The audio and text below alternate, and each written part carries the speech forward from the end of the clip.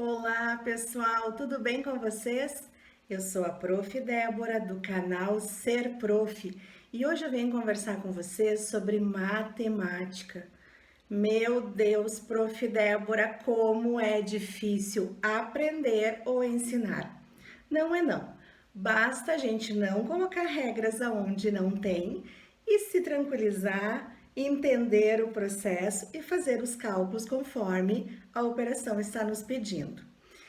Durante esse tempo agora de ensino remoto, enviando atividades, recebendo atividades para corrigir, participando de grupos de professores desacomodados que querem mudar a educação, que não se conformam com o não aprender do seu aluno, eu venho vendo e observando que algumas coisas da matemática estão erradas.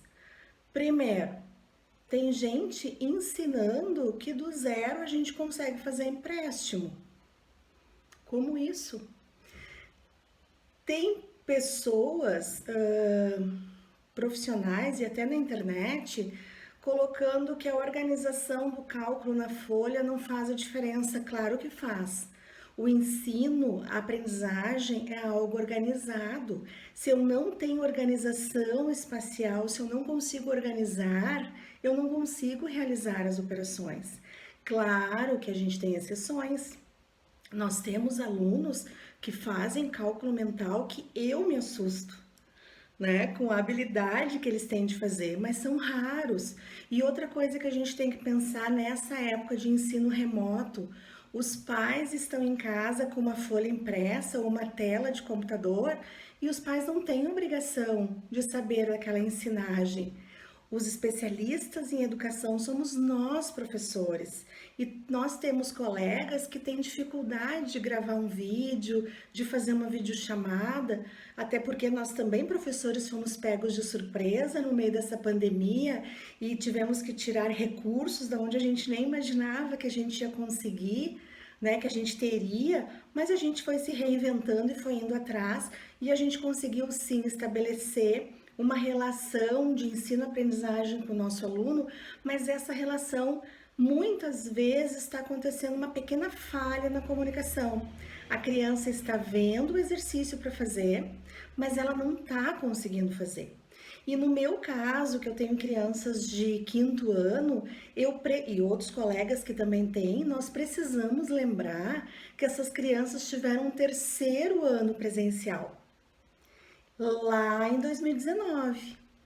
No quarto ano, 2020, elas não estiveram na escola.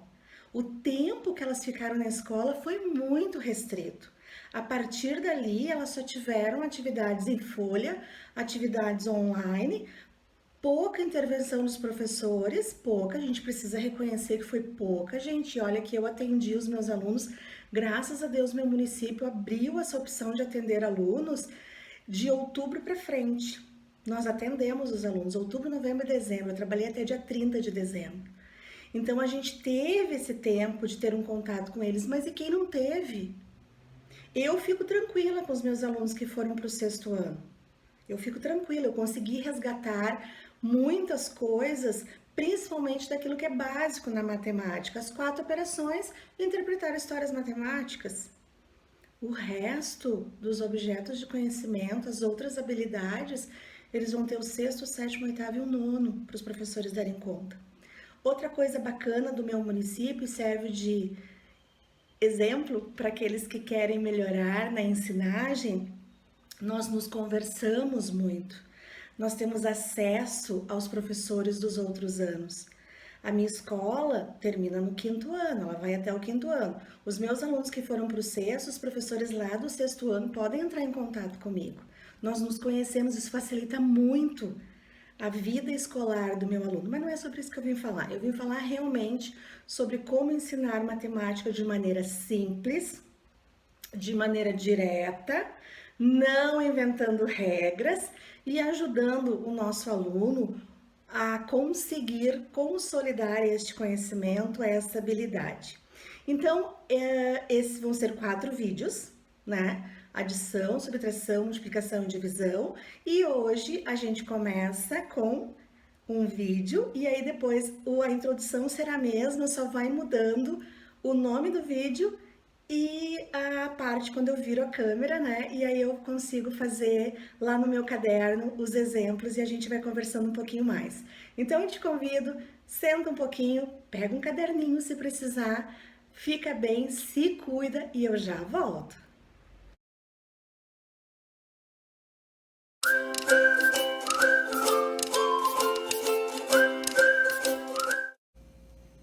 Então, pessoal, vamos lá ao nosso vídeo sobre adição. Antes da gente começar a explicação, eu peço que você se inscreva no canal, que você curta, que você compartilhe e lá nos comentários você diga como você aprendeu a matemática, como você está ensinando, se tem alguma dica para facilitar a minha vida. Estou sempre a fim de aprender. Então, vamos lá?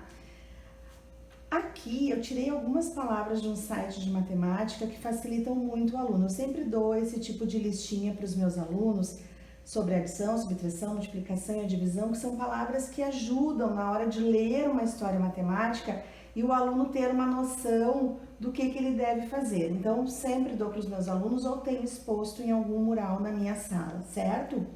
Então vamos lá, primeira coisa da adição, o símbolo da adição. Prof. Débora, da onde que vem esse símbolo da cruz?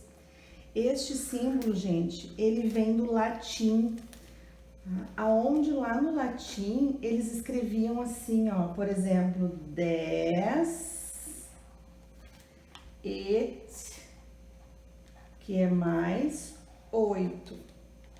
E daí isso aqui era 18. Com o tempo, se tirou o E e eles começaram a escrever 10 T 8. E daí era 18.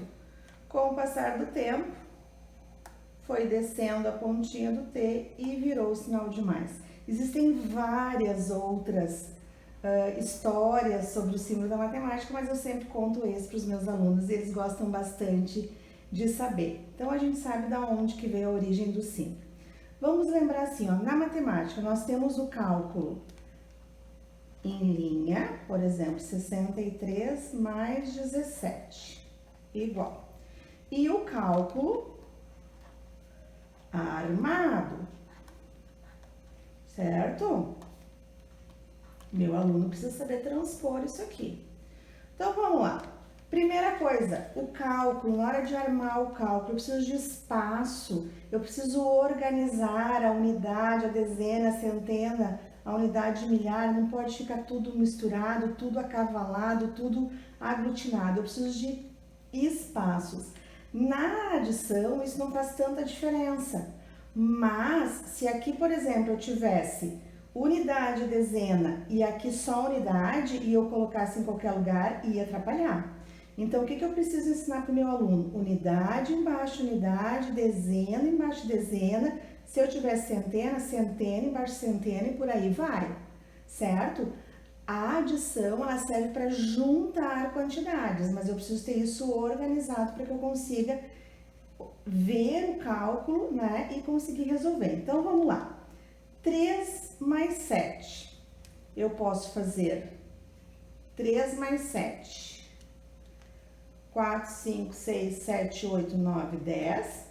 Posso fazer o cálculo mental, posso usar material concreto ou posso fazer 7, 8, 9, 10.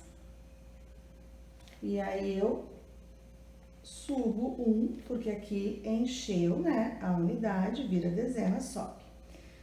1 mais 6, 7, com mais 1, 8. Então, 63 mais 17 dá 80, certo? Vamos ver agora com centena. 235 mais 198. Por exemplo, meu aluno não consegue fazer assim. Não tem problema. Eu venho e divido para ele.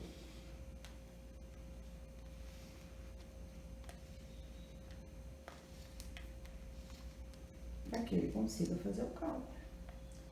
235, 198. Lembrando que nós temos inclusões na sala de aula, nós temos crianças com um processo um pouco mais lento de aprendizagem. Essa ferramenta aqui, gente, é muito válida. Não conseguiu entender assim, acha que vai se perder, vai desorganizar? Faz assim para ele, o que importa é o aluno acertar o cálculo, certo? Então, vamos lá. 5 mais 8. 8, 9, 10, 11, 12, 13. Ponho aqui, subo 1. 1 mais 3, 4. Mais 9, 4. 5, 6, 7, 8, 9, 10, 11, 12, 13. Subo 1 aqui. 1 mais 2, 3, mais 1, 4. 433 é o meu cálculo. Outra coisa que nós não podemos esquecer, os nomezinhos. Primeira parcela, parcela, e lá no resultado é soma, os nomes dos termos da nossa adição. Professora Débora, preciso saber, deve saber, querido. A gente sempre tem que abrir uma gavetinha no nosso cérebro e guardar conceitos e termos importantes para que nos ajudem futuramente, certo?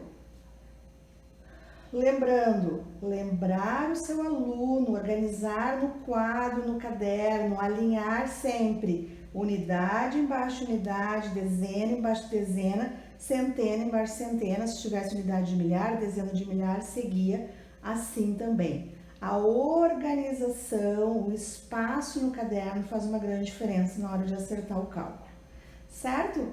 Dúvidas, deixe nos comentários, sugestões, deixe nos comentários e nos vemos no próximo vídeo. Um beijo no coração e até mais!